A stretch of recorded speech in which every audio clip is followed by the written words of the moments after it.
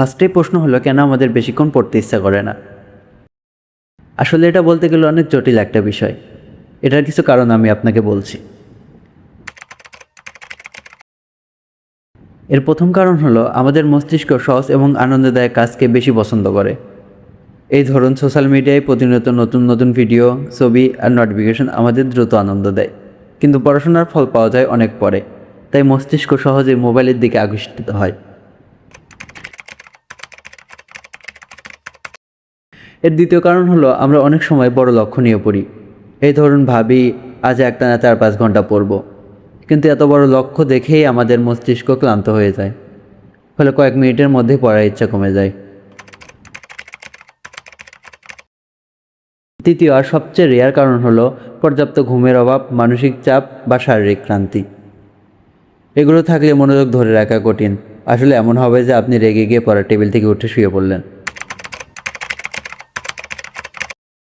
আরেকটি কারণ হলো, আমরা অনেক সময় শুধু পরীক্ষার জন্য পড়ি, কোনো কিছু নতুনভাবে জানার জন্য নয়। যখন কোনো বিষয়ের প্রতি কৌতূহল থাকে না, তখন পড়াশোনা বিরক্ত মনে হয়। এখানে অস্বাভাবিক কিছু না। এখন প্রশ্ন হলো, এর সমাধান কী তাহলে? চলুন শুরু করি।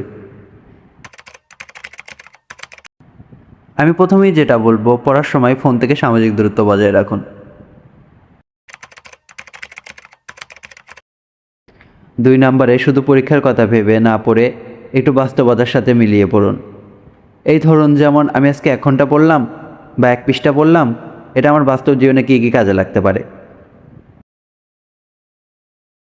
মানসিক অশান্তি বা চোখে ঘুম নিয়ে পড়তে বসবেন না, তাহলে দেখা যাবে আপনি পড়ার চাপ নিতে না পেরে বইকে গালি দিচ্ছেন, কিংবা পড়াশোনায় যে আবিষ্কার করছে আমার মতো তাকেও গালি দিয়ে বসতে পারেন।